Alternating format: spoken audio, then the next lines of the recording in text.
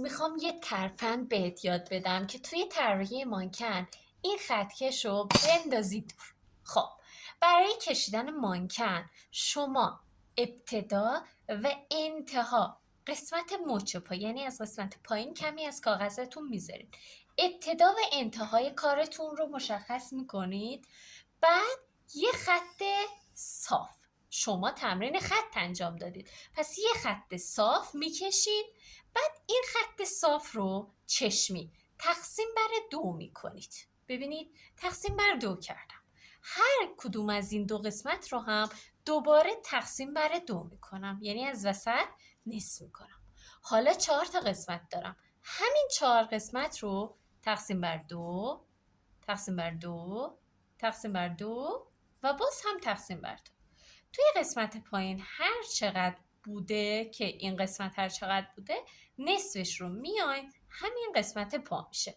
دوباره همون ترکیب رو، یعنی فرق سر، چانه، سینه، قسمت کمر، باسن، ران، زانو، ساق، مچ پا و کف پا رو 1 2 3 4 5 6 7 8 و نیم سر رو ما اینجا بدون خطکش، بدون استفاده از هیچ گونه سانتی، به صورت چشمی میکشیم.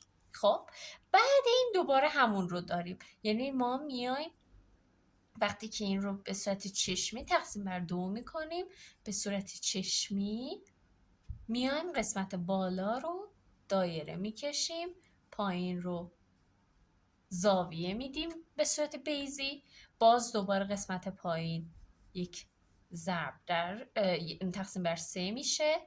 این قسمت رو میتونیم یه کاری کنیم، میتونیم یا اینکه خودمون چشمی 1 سر بیشتر رو بهش بدیم، ببینید به این صورت.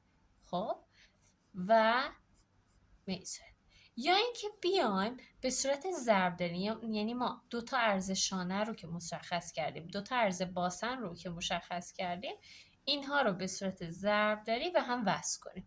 این قسمت بالا رو، این قسمت توی این قسمت کمر میشه، این رو بهش عرض میدیم و دوباره بهش پهنا میدیم. خب که بعدا توی کبریتی کردن میتونیم از این قسم این ترفند استفاده کنیم، ولی فعلا برای گام های اولیتون زوزنقه و متساوی الاضلاع کشیدن خیلی راحت تره براتون. بعدش شروع میکنیم پاها و دستها رو چوب کبریتی کردن. یعنی چی؟ یعنی مثل 2 تا چوب کبریت یه حالت مفصل بهش میدیم. ما یه قسمت رو دست رو به بالا وصل میکنیم، یه قسمت رو به آرنج و اون یکی به مچ. این حالته. ببینید ما همون اندازه رو میایم از دور و بر، دوباره ببینید توی آرنج بهش یه مفصل میدیم، یه بارم اینجا، ببینید یه بار اینجا، یه بار اینجا. پاها هم دقیقا همین جوره. ما میایم ببینید به این صورت،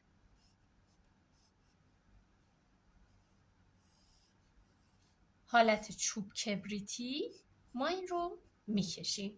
این میشه قسمت دست ها و چوب کبریتی مانکنمون که سریعترین راه کشیدن مانکن هستش. یعنی به صورت چشمی شما هی خطوط رو تقسیم بر 2 میکنید، به صورت چشمی 2 تا عرض سرشونه رو برمیدارید، 1 عرض سرشونه، 2 عرض سرشونه و بقیه حالت چوب کبریتی.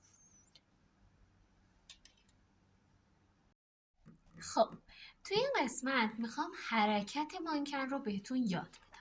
برای اینکه دست و پای مانکن رو حرکت بدین، اول باید مدل های مختلف ببینید. یعنی چی؟ یعنی شما هی مانکن های مختلفی، مدل های مختلف رو ببینید تا بدونید که وقتی دست حرکت میکنه به چه صورت. خب ولی اگر بخوام اصولیش رو بهتون بگم، اول میخوام با خطکش توی یه دست بهتون بگم، بعدی رو چشمی با هم کار میکنیم.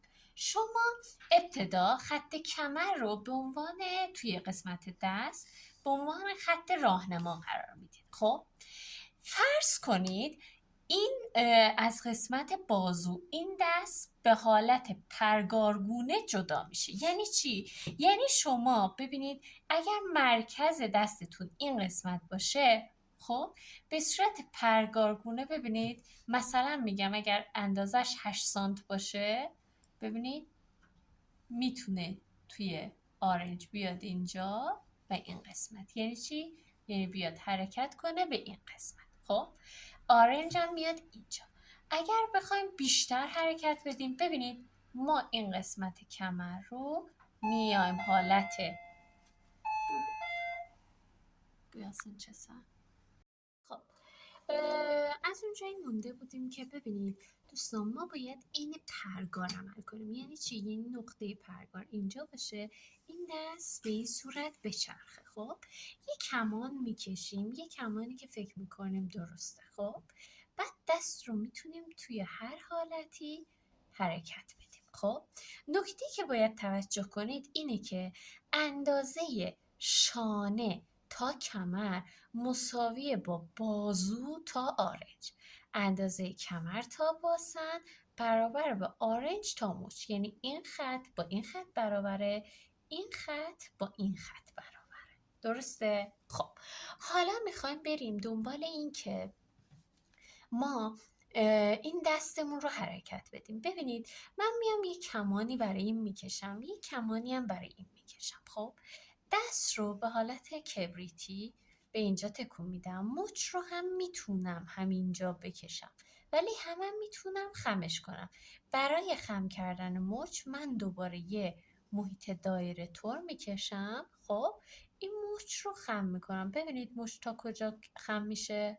مچ تا اینجا خم میشه. بعدش باید دست بیاد.